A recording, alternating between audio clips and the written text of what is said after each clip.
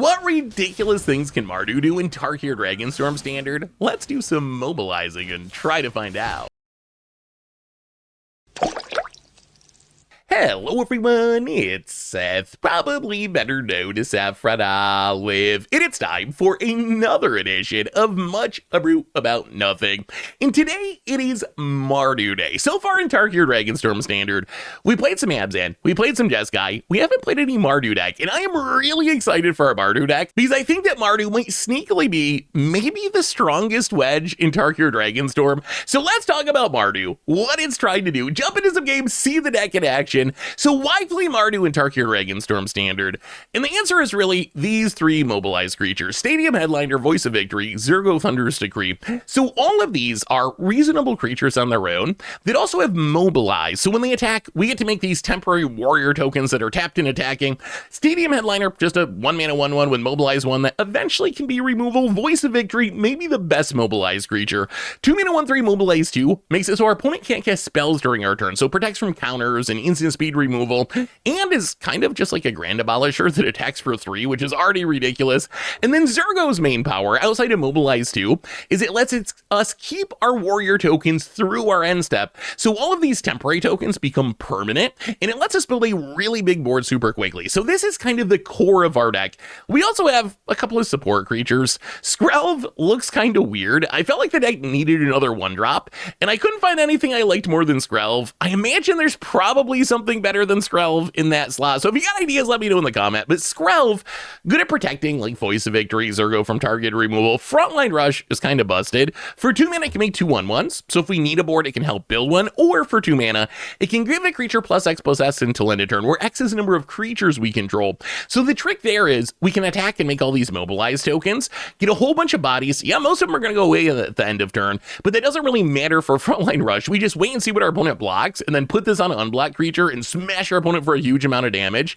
So that's kind of the creature core of the deck. Then we have our rewards for Mobilize, and this is where the deck gets really exciting. So probably our biggest payoff is War Leader's Call, and this card is just absolutely absurd in this deck. So this works really well with Mobilize tokens, these temporary tokens that come in, get in some damage, go away end of turn. Think about just Voice of Victory. So Voice of Victory, it attacks, it makes 2 1/1s. If we have a War Leader's Call out, Voice of Victory is going to be a 2/4. The tokens are going to be 2/2s, and each of those tokens is going to hit our opponent for 1 when it comes into play. So what this means in practice, if we go turn 2 Voice of Victory, turn 3 War Leader's Call and attack, our Voice of Victory actually attacks for 8 on turn 3, which makes it like a unstoppable slasher level of damage. It just gets in for so much damage. So War Leader's Call, one of the best payoffs in our deck. And then we have these 4 cards that are all super different, but they all kind of do the same thing, which is essentially double the power of our Mobilize stuff in one way or another. So Nerev Heart of Storms makes it so if a creature that entered this turn deals damage, it deals twice as much instead. So essentially, all of our mobilized tokens deal double damage. Mishra Claim by Gex. Whenever we attack, each opponent loses X life, we gain X life, where X is the number of attacking creatures we control. So we can stack the triggers, so we attack with our mobilized stuff, make all the tokens, and then have Mishra Resolve to drain our opponent for a ton. Elspeth Stormslayer doubles our token, so again, it's doubling the damage of mobilized, and in some ways, it's the best of our payoffs, since it can also make tokens. Its 0 ability just ends games by sending our team to the air, growing it with counters, and it can even be removal. And then All Out Assault doubles the damage of our mobilized tokens, and in some ways even more, because it also gives them +1/+1, but it gives us an extra combat step, so we can attack with our Voice of Victory, Zergo, make a bunch of tokens, get another combat, attack with them again, make even more tokens. So these are the cards that pretty much come down and close out the game, and one of the nice parts of playing this split of like 2 Mishras, 2 Nerevs, 3 Elspeths, is a lot of these cards are legendary, all of them except All Out Assault, and that helps get around the legend rule a little bit. As far as removal, Torch the Tower, super cute with Mobilize, because we can stack the mobilized tokens that we're going to go away anyway. Get Lost, Go for the Throw, Inevitable Defeat, a little bit expensive, but it does hit anything in the drain is nice. Mana base, a bunch of fast lands, a bunch of pain lands, 1 Devoking Enchantment, which is pretty much always going to be a tap land in the deck, but it's still very powerful with the mobilized theme. In the sideboard, a bunch of removals, some duresses, Urbra's Force, Windcard Siege for repeatable damage coming from permanents, Sunder Unity for card draw, recipes for graveyards, and that is Mardu for Tarkir Dragonstorm Standard. And I gotta say, say, I think this deck is kind of insane. So let's get to the games, see the deck in action. Thanks for watching, everyone. I hope you enjoy it, and I'll be back in a bit for the wrap-up. Need some Magic cards? Well, you can snag them from our sponsor, Card Kingdom, over at cardkingdom.com/mtggoldfish. Want to help out the channel? Well, you can snag these super sweet new dice, playmats, tokens, and more over at mtggoldfishmerch.com. It is Mardu time. We are trying to mobilize our Dragonstorm forces and get a little aggro today. In this hand, we are missing a color, but one thing I've learned with these 3-color decks in Tarkir is you're going to be missing a color sometimes. I don't think it's realistic to always have every color in your opening hand, so sometimes you got to risk it and keep a hand that doesn't have black mana. The good news is, if we hit black mana, this hand's great, and even if we don't have black mana right away, we get a 1-drop, we get a removal spell, so it's not like we're doing nothing. So, well, let's land, and Stadium Headliner. Our best 1-drop, our Mobilize 1-drop. Opponent, Demire. Ooh, Mishra. I feel like Mobilize might bring Mishra back. I feel like Mishra is actually very good. Ooh, all right, opponent going to cut down. Ooh, all right, black mana, black mana, black mana, black mana. Opponent, up the beanstalk. Well, thankfully, we do have a get lost for that. All right, how about a black source, Magic Gods? All right, right on time. Never didn't have it. All right, Zurgo. Zurgo, I think, is kind of insane. If our opponent can't kill it, it will snowball by itself. And if we draw another land for Mishra and Nirav, oh my god. Overlord of the Flood Pits. All right, opponent going to do a little drawing and discarding. This does mean we are clear to get in. Come on, land, land, land, untap land. All right, it's a tap land. That's also going to happen sometimes. We still get in for 4 with Zurgo, and we get to keep our tokens. If we could have played Nirav or Mishra there, we really would have had a turn, but we're still doing fine here, I think. Our 4-drops are on it. We have a lot of 4-drops. Inevitable Defeat's interesting. It's a little expensive, but being able to hit anything is nice, and hitting your opponent for 3 is a good bonus. Bonus, Steam Core Scholar. Was this like Sultai? I don't even know what's going on. Sultai Propsydetic Memory Beans? Well, that's Mishra. Playing the land, and we're just going to swing with the crew. Get you for 5 with Mishra. Opponent gets to block a 1/1. And, I mean, oh, Mishra is so good in this deck. It's funny because Mishra never really caught on in Standard. It rotates this summer, but in these next couple of months, it might be Mishra's time to actually be good, because I actually think it might actually be better than Nirav.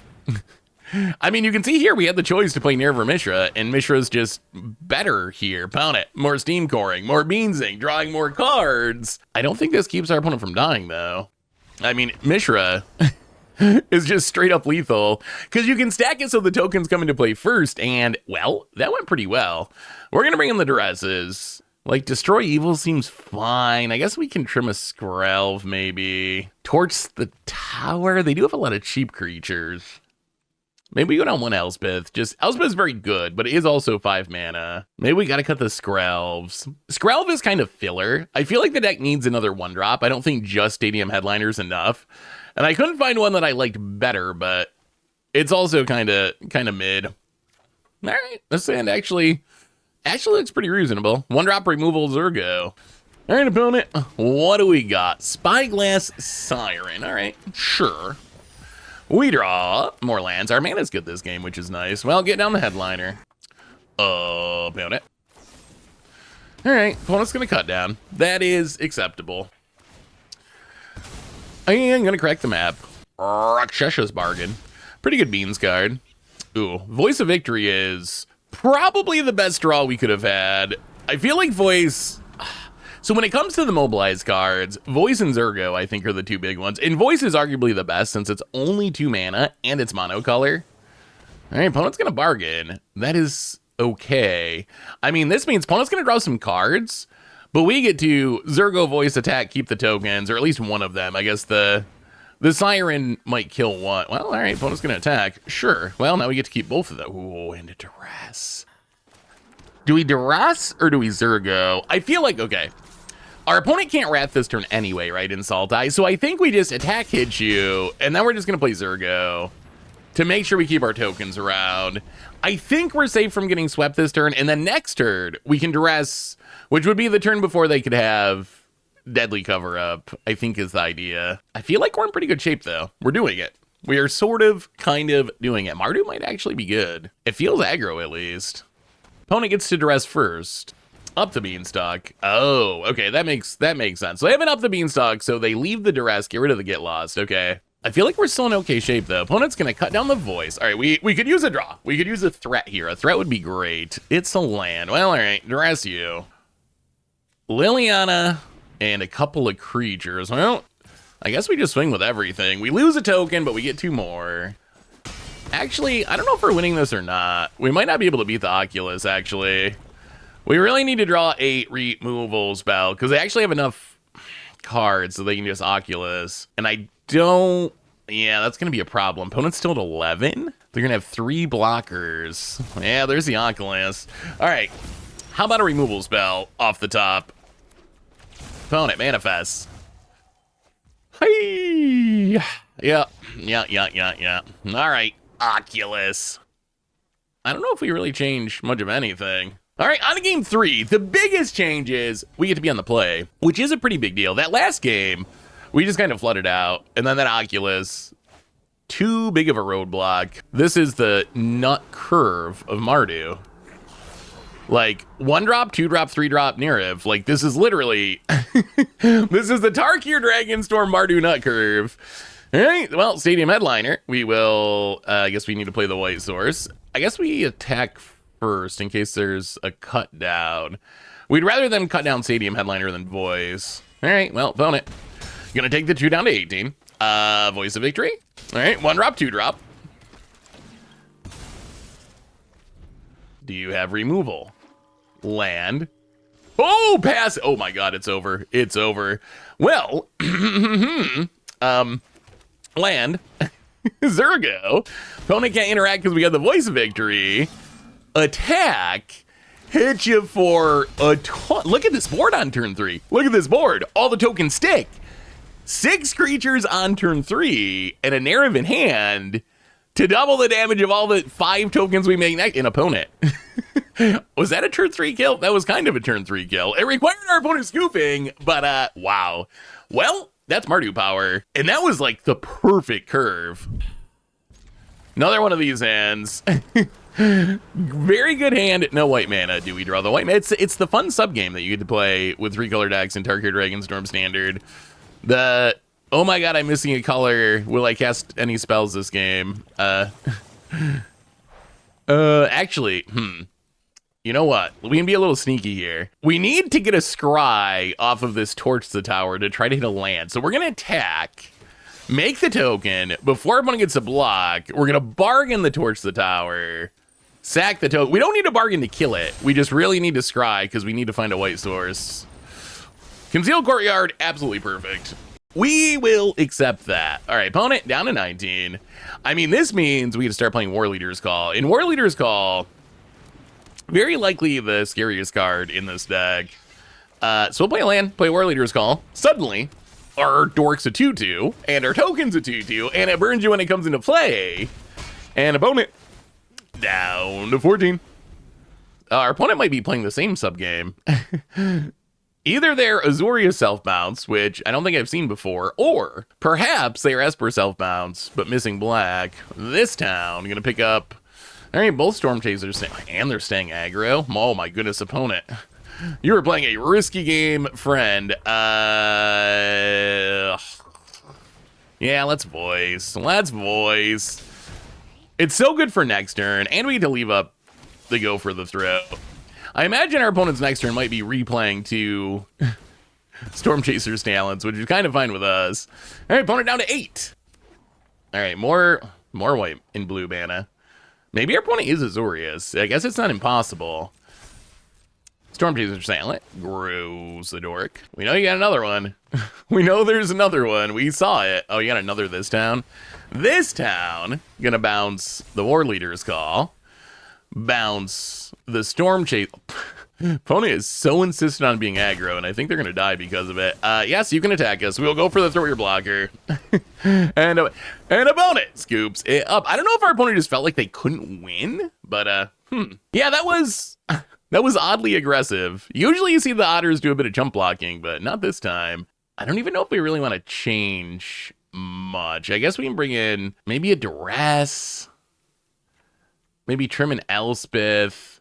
Yeah. And we're going to be on the draw. Seems like that happens a lot because we just smash people in game one. Ooh, Elspeth hand. So this hand's I'm excited to try this hand. This hand is a lot slower. Oh, okay, so yeah. They were Esper self-bounds, just missing a color. Yeah, Rakdos Painland, I think. We want to keep the mountain so the encampment comes into play untapped. Drawing a 1-drop pretty key there. This hand has a lot of power. It's just not especially fast. Storm Jazzer's talent for our opponent. So I'm curious if a hand like this is actually keepable in our deck. We have to not attack this turn. That's kind of awkward. Yeah, all right. Yeah, ottered us. Opponent. Land. Opponent's mana working out much better this game. I mean, I think that's just like part of the deal with playing a 3-color deck is you're going to have some games where you don't hit every color early. Opponent, Fear of Isolation. Picking up the Hopeless Nightmare. Swear to God, Hopeless Nightmare. Hopeless Nightmare. Is there another Magic card where its effect lives up to its name so perfectly? And I'm not sure there is. Opponent gets in. We're going to blow up the Fear of Isolation. Like, Hopeless Nightmare really leaves you feeling like you're living in a hopeless nightmare. Well, let's get down Zurgo. This opens up a pretty spicy War Leader's Call next turn, potentially, if everything lives. Hits you down to 18. I mean, Esper Self-Bounce, best deck in Standard heading into set release. We'll see if anything changes. Another Fear of Isolation. Aw. Well, sorry, Mishra.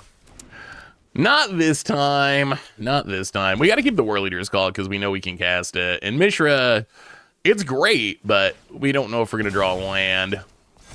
Destroy Evil. Opponent going to get in. Well, we will block. Might as well. Kind of a freebie. I don't know why our opponent's so insistent on attacking. Like, you can play defense. That is an option. You could try blocking some of our stuff rather than just taking 1,000,000 to the face every turn. Opponent down to 16. Opponent down to 15. Once War Leader's Call hits the battlefield, this deck deals a lot of damage. Opponent blocks.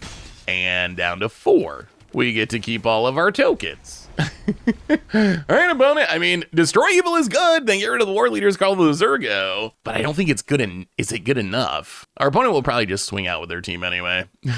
They don't believe in defense. Oh, those otter attacks are cracking me up. I mean, maybe they're correct. I guess our opponent really wants to be the aggro. All right, they're going to Destroy Evil, the War Leader's Call. All right, opponent decides to play D for once. Well, we get to use our encampment here. I think this is still lethal. We're going to have 4, 5, 6, 7 attackers, and they have 2 blockers. Our opponent would need double removal, which seems unlikely with that mana. Opponent, going to block the Zurgo. Going to block a 1/1. That is still a lot of 1/1s again. Even double removal doesn't do it. Nowhere to run. Sure. Grows the dork, and Mardu. Mobilize. Actually looking like it might be pretty good. I mean, that was the best deck in Standard, and we kind of beat him convincingly there. And, ooh, Elspeth hand. We haven't seen Elspeth much. I think Elspeth has got to be one of the best cards from this set. It's got to be. I find myself putting it in more and more decks, and it's really good in this one because it works with Mobilize, right? Like, it doubles our Mobilize tokens. Opponent leads on an island. Well, we will lead on the fast land. We won the minigame of do we have all of our colors of mana this time, which is nice. The Tarkir Dragonstorm 3-color deck minigame. Well, let's play a voice. Moment. Oh, Omniscience. Oh, dear. Okay. I do not like our odds. We don't really have any. We don't have any Graveyard Hay in our main deck. So our way of beating Omniscience is to race. I'm not sure this hand is aggro enough, especially with our opponent on the play. Chart, of course. Opponent discards the Omniscience. All right, so we could die as early as next turn. I mean, I guess this plan never works, but it's our only plan. Our only realistic plan is to leave up removal and hope that we can kill the Omniscience once they reanimate it. In practice, it almost never works because they can cast a counter for free or whatever. But we don't really have a choice. Okay, opponent's going to stock up. Either they don't have Abuelo's Awakening, or they might be digging for the counter because they know we could have removal to protect the reanimation. We do have some rest in pieces in the sideboard. Passing. Well, let's make a couple of 2/2s. I do like front line rush quite a bit. The pump mode doesn't come up a ton, but when it does come up, it's really good. We're going to buy the untap land, so we have double removal. Hit our opponent for 5, down to 12. All right, well, let's see if 2 removal spells is enough to stop the combo if they have it. Opponent, land, okay. Do we have Awakening? I mean, this is all we can do. All right, here it is, Abuelo's Awakening. We gotta hope they don't have another Omniscience as their first spell. Okay, stock up. Well, go for the throw. Your Omniscience, please. Yes, Confounding Riddle. Well, we will get lost. The Omniscience. In response, oh, okay. I mean, I don't think we're out of the woods yet. But we did fade the first Abuelo's Awakening. The removal actually, that never actually works. I think this is the first time I've actually fizzled that with her. I know. Oh. All right. Mishra, 5, 6, 7, 8, 9. We get hit for 10. Oh, all right. We still need them not to have it for one more turn. We need them to not have it for one more turn. Get in, hit you. Opponent down to 7. Opponent down to 2. Mishra doubling up our damage. All right. Hold. Do they have another Abuelo's Awakening? If they do, all this goes for nothing. I mean, the fact that they haven't fired it off yet makes me think, oh, Moment of Truth. Okay. They haven't played a land, so they could Moment of Truth into and play a land and still Abuelo's Awakening. And opponent screws it up. All right. That never works, but it worked this time. Well, now we get to bring in Rest in Peace, which is literally our best possible card in the matchup. We also get to bring in Duress, which is very good, because then take the Abuelo's Awakening. We will go down. It's kind of funny, because as we saw there, removal still has some value, which I guess Torch the Tower is probably our best, because it's only 1 mana. Maybe we just got some expensive stuff, All-Out Assault. I do want to see an All-Out Assault win, but this might not be the matchup for it. Maybe we trim a Frontline Rush. Go down, they don't have much removal, so cutting the Skrelv makes sense. All right, we'll just go one more Frontline Rush. And the All-Out Assault, run it like that. How's our hand looking for game number 2? And we're going to be on the draw this time. Ooh, not good. We're not going to keep... Oh, there we go. All right, the card we want to see most in our opening hand in this matchup, easily Rest in Peace. And we got a Rest in Peace. So, honestly, I would keep, like, Rest in Peace and 6 lands or something. Ooh, 1 drop. Okay, Rewarded. Rewarded for our mulligan. I mean, we had a mulligan the first one anyway, because we had 0 lands, but... Opponent. Felici Archaeologist. Gonna do some digging. Mills or Omniscience? Well, okay. So since there's an Omniscience in the graveyard, I think we just drop the Rest in Peace. Like, even if our opponent answers it, and they should have some answers. We just can see the Temporary Lockdown in their hand. Even if they answer it, we get rid of the Omniscience. And then, if our opponent Temporary locks down, we kind of have an instant speed Rest in Peace with this Get Lost. So if our opponent goes to do their thing, we can blow up the Temporary Lockdown and get back the rip. Opponent gonna take 1. There's the Temporary Lockdown. All right, so opponent gets rid of the Rest in Peace. This turn we should be free. Wow, there's another one.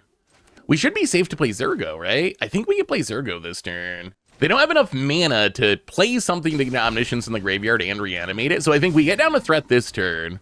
Cross our fingers and hope that we draw a land, and then next turn we could rip and leave up Get Lost. Opponent gonna chart a course.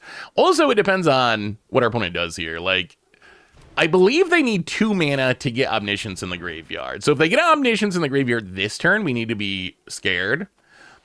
All right, no Omniscience. There's no Omniscience. I don't think there's a 1 mana way to put it in the graveyard, so I think we can actually War Leader's Call here. War Leader's Call. This is going to max our damage. We're going to get in for, what, 9 with Zergo? War Leader's Call Mobilize is legitimately, like, kind of busted. Found it down to 10. We get to keep the tokens. And now we're actually just presenting lethal for next turn. Maybe we only needed that 1 turn with Rest in Peace, and opponent scoops it up. And that felt like a really scary matchup. And Mardu handled it with ease. And I don't want to say this yet, but Did we break it? Did we break it? We might have broke it. Mardu might actually be legit. I actually like this deck. It seems kind of like a brainless aggro deck, but it has so many cool synergies. Oh, they did such a good job making Tarkir Dragonstorm. Shout out to Wizards. I know I complain when they do things I don't like. Well, Tarkir Dragonstorm, you absolutely nailed it. Well, let's just keep doing that. I mean, we kind of lost the minigame. We're missing a color, but but that's okay. We didn't want white mana anyway. This hand's fine. It becomes good if we draw white mana. Ooh, okay. Zurgo, that's another card that would like some white mana. I don't know. Let me know what you think about hands like this. I've been going back and forth. I feel like you have to keep some hands that are missing a color. I feel like it's just how it works. But then, wow, opponent's also missing lands, I think. Yup. But then when you have the games where you miss a color and opponent finds land number 3, sometimes this happens and you never find the next color and then you just don't cast any spells for a game. Ooh. I guess we discard the 5-drop. All Out Assault's good, but we need a board for it to be good. And so far, we're on the not cast a spell plan for this game. Rockcursed Rakshasha. And that turns on the Unholy Annex. If we don't draw some lands about now, this might be an early scoop kind of game. Okay, that is white mana. We'll see if it's enough. I mean, we get to play now. We get to play. Sadly, we can't play nearly as much as we want. So we get to play one thing this turn, which I guess is Zurgo. Play the Zurgo. Our opponent might not attack with the Rakshasha because they might want to keep it to keep their Unholy Annex on. Opponent finds a land. It's a little tapped. All right, go for the throw on the Zurgo. Sure. We're still, I hate to use this term, but tempo-wise, we're still kind of far behind from not doing anything for the first 3 turns. Although our colors are now working out. Well, let's play the War Leader's Call. Next turn, we can maybe like Frontline Rush, Voice, and Torch. Opponent could just fire up the Restless Cottage and hit us for a ton. Hit us for 9. They would lose the Rakshasha. Ooh, Archfiend. Well, this should let them attack with the Rakshasha, right? Like, you might as well. You got another demon. Yeah. Yeah. No coming back from that. Well, I mean, that is the price we pay for all the power, right? If we're going to be a 3-color deck and get all the power of the wedges, the cost is sometimes you don't hit your colors at the right time. Let's bring in some ways to destroy Unholy Annex. Maybe some Duresses. Yeah, maybe we don't bring in the Siege. Yeah, maybe one Narrative. On to game number 2. This time, we're going to be on the play, since we actually lost a game 1. All right. Another one of those hands. This time, no red mana, but Devokian Encampment is very interesting to me. It seems really powerful. The problem I run into is we have literally 1 mountain in the deck. So it's very hard to make it come into play untapped. Let's get on the Voice of Victory. But it's been good enough that I'm almost considering adding another one, even though it is basically a tapped land. But I think, ooh, that was a very nice draw. Thank you, Magic. We still need another land because we have a lot of 4 and 5 drops in this hand, but hitting the red mana does help. Well, Voice, yeah, down to 17. Voice is so good. Voice is the first time we've had a Grand Abolisher effect that is good enough to just play as a normal card. Like, even if you don't care about really protecting a combo or something, Voice is just a good enough card on rate, especially in a deck like this. Well, okay. Was kind of hoping for a land, but if we're not going to draw a land, Zurgo is about the best thing we could draw, I think. Well, now we get to keep our tokens. Get in with a Voice. Hit ya. Down to 14. Token's gonna stick around. And, Unholy Annex. No demon, though, so our opponent goes to 12. Ooh, alright. Well, let's Thunder a Unity. A 1-of from the sideboard. Draw a couple cards. Find our land drop. Get in, hit ya. I mean, we don't win this turn, but I'm pretty sure we win next turn. Opponent goes to 3. And next turn, we get a Thunder Unity Drain going, too. I mean, opponent needs a Wrath, and even that's, I don't think, enough. We also can just win with an Inevitable Betrayal, and opponent scoops it up. I think we just run it back. That went pretty well. All right, can we do it on the draw? Opponent going to be on the play for game number 3, which we haven't even played that many 3-game matches with this deck. This deck just smacks people. It is just smacking them. Skrelv. Skrelv, give me your suggestions. I mentioned this before. I feel like Skrelv is kind of mid in the deck. My thinking was we needed more 1-drops just for curve purposes. I wanted to find another Mobilize style 1-drop, but I couldn't find anything. If you have an idea of a better 1-drop for the Skrelv slot, let me know in the comments, because I feel like that's a slot that can be improved.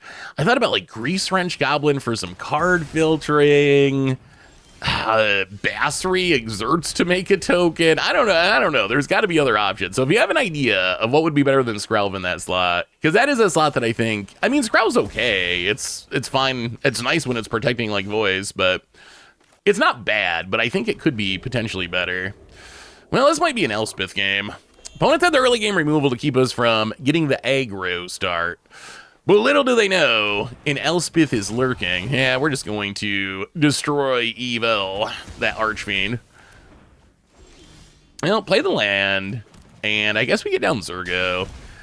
Leaving up inevitable defeat's kind of interesting, but I don't think we want to leave it up without knowing that our opponent's going to play something. Preacher of the Schism, and Rockers Rakshasha. Well, play the land. Can we Elspeth, or do we have to wait? So if we play Elspeth, we make 2 tokens, but then they can Rakshasha attack with Trample. The other option is we just wait. Well, I guess we just inevitable defeat so we can get in damage. Yeah, let's do that. Let's get in with Zergo. Plus, this gives us 2 more tokens for next turn. If they were only temporary tokens, it might not be as worth it, but the fact that we get in for 4, and we hit you for 3 with defeat, so opponent's down to 13, and now we have 3 bodies for next turn. Now Elspeth might just be able to... Oh, Sheoldred. At some point, Elspeth 0 is probably going to close out. Wow. All right, opponent going aggro. I mean, I guess they would rather get in the graveyard to decay in the future. Well, let's defeat Sheoldred. Drain our opponent down to 10. Defeat actually is nice too, because we take a lot of damage off for land, so it's nice to have a little buffer when we have those pain land draws. Well, get him with Zergo's almost like 3 mana Hero Blade Old. It's so good. It's so good. Well, play the land, keep the tokens, and unless our opponent has a Wrath, I think Elspeth is just game, right? Opponent. Ooh, Harvester of Miseries. That is almost a Wrath. But I think Elspeth is actually still game. All we need is the Zergo. Elspeth! 0 it. Zergo, gonna go to the air. Plus, we get to double our tokens. And yeah, well, that is Elspeth's power in the deck.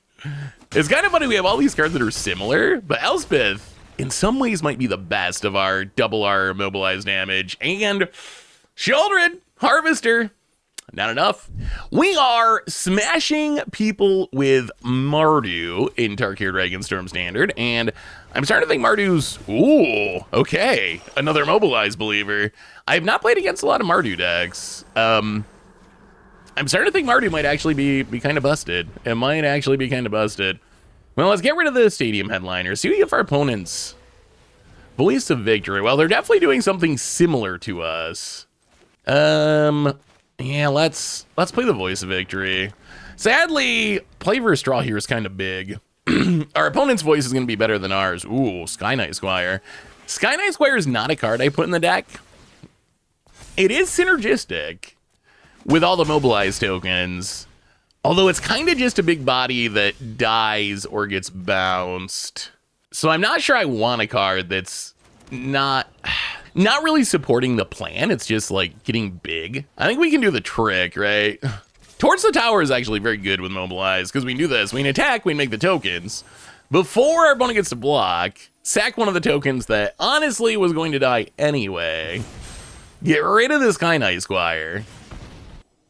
Keep Concealed Courtyard.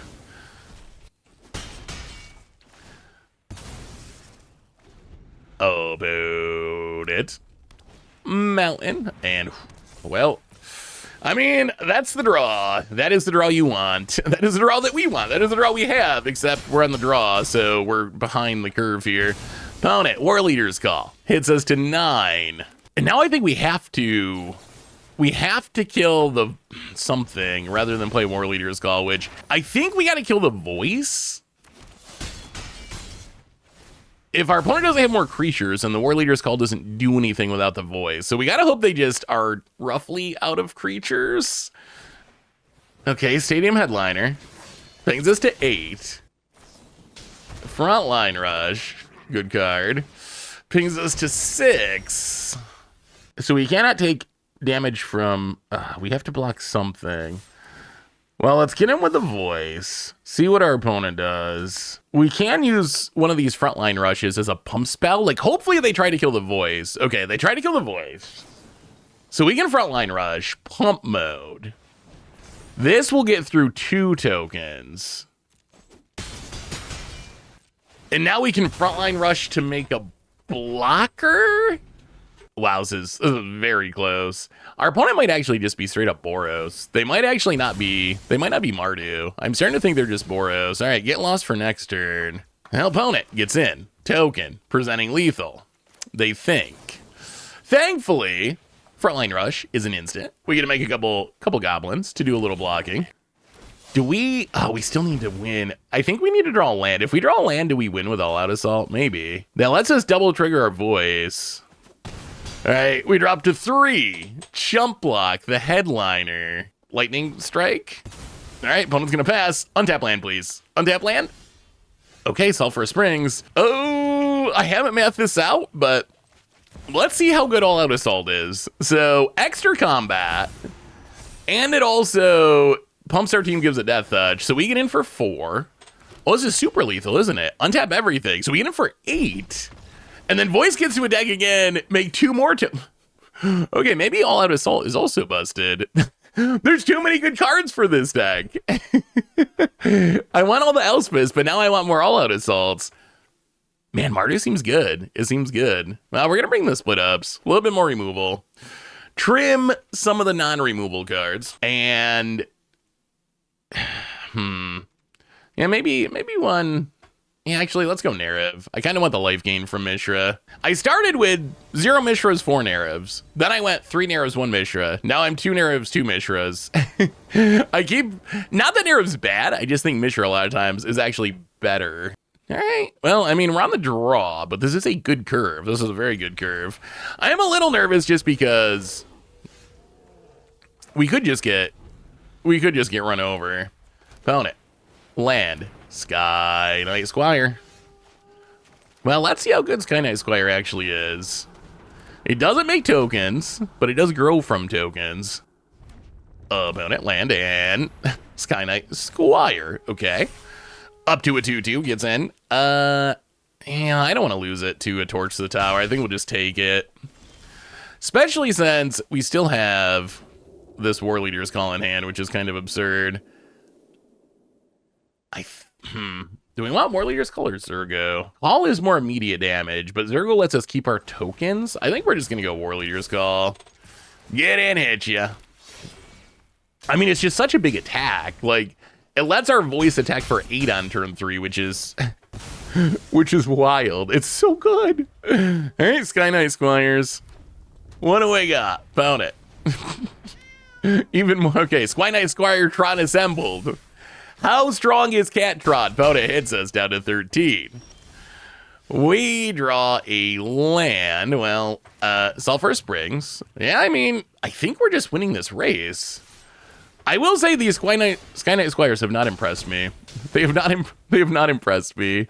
I'm sure there's scenarios where they're insane, but this all we've done this game is play a single voice in a single War Leader's Call, and our opponent's just gonna die on turn 5 through playing 3 Sky Knight Squires. Opponent gets in. Here comes the cats, and opponent realizes Voice of Victory better than all the cats in the world, and scoops it up to Diamond. And Mardu is actually just kind of busted. But that's something to talk about in the wrap-up. Be right back. So what do we learn about Mardu in Tarkir Dragonstorm Standard? And the deck felt kind of busted. So we went 9-1 with the deck, cruising all the way through Platinum up to Diamond on Magic Arena. And the deck felt incredibly strong. Pretty much every one of the new cards from Tarkir Dragonstorm felt legitimately powerful. Obviously, the Mobilize stuff, the core of the deck, really good. Voice of Victory is kind of busted. Zurgo performed even better than I thought. Every time I play Elspeth, I become more convinced that that's like one of the best Planeswalkers they've printed in a long time and one of the strongest cards from the set. And we got to see that this deck is just incredibly good at pouring on the damage. Like, the games where we just go, turn 1 Stadium Headliner, turn 2 Voice of Victory, turn 3 War Leader's Call. If our opponent's not killing our stuff and interacting really quickly, we just run our opponent over incredibly fast. Like, the curve of Voice of Victory into War Leader's Call, I gotta think that that's a real thing in Standard, because it just deals so much damage so quickly. And Voice of Victory even like protects it a little bit by not letting your opponent interact on your turn. So I feel like the core of this deck is really, really solid. I also like all the finishers. It's cool to see like Mishra, a card that was really hyped when it was first printed almost 3 years ago now, but never really caught on in Standard, actually being very good in this deck. It's kind of funny, when I started building this deck, I was all in on Narev. I thought, okay, I'm going to play 4 Narevs. This is my big payoff for Mobilize. Then I remembered Mishra existed, and I went, well, okay, let's try 1 Mishra and 3 Narevs. And now I'm at 2 Mishras and 2 Narevs, and I kind of think Mishra might actually just be better in this deck. Obviously, Mishra rotates this summer, so long-term Narev's probably going to have a home in that slot. But for the short term, it's kind of cool to see this new Mardu mechanic from Tarkir Dragonstorm bringing Mishra back into Standard for one last shot before it actually rotates this summer. The main issue with the deck is honestly just the mana base. And the mana base, we went 9-1, so I'm quibbling. This isn't around the edges kind of thing. But you probably saw a lot of the games that we lost, it wasn't like we really got outpowered by our opponents. It was mostly like we didn't draw a color of mana, and I think that's just the cost of playing a 3-color aggro deck in this format. Yes, we could play the uncommon 3-color land. It just slows us down so much. The goal was to have pretty much no tap lands, which the fast lands sometimes come into play tapped. Twokian Encampment pretty much always comes into play tapped, but really, for the most part, our lands come into play untapped, but the cost of this is sometimes we have all Rakdos mana or all Boros mana. That's a thing that's going to happen with this deck, and I'm not sure there's a way around it, but maybe it's a good thing in a weird way, because this deck felt so powerful that I imagine if we had perfect mana, like imagine modern mana with this deck, it would probably just be absolutely dominating in Standard. Like if we knew we had perfect colors all the time. So I actually think the cost of having a 3-color mana base in some ways is an upside, but just know that some small percentage of the time, you're going to end up losing games with this deck that are really no fault of your own. It's kind of just that if you're playing 3 colors, some percentage of the time, your mana base just isn't going to work out. But I came away from this feeling like Mardu might actually be a legit tier deck in Standard. The cards felt really powerful. The win rate was really good. All around the deck is just super sweet. So if you like dealing tons of damage, making tons of tokens, playing tons of new Tarkir Dragonstorm cards, I would definitely recommend Mardu, because I feel like the deck is really good and I found it super fun to play. But anyway, that's Mardu. That's been our Much Improved for this week. Thanks for watching, everyone. I hope you enjoyed it, and I will talk to you soon.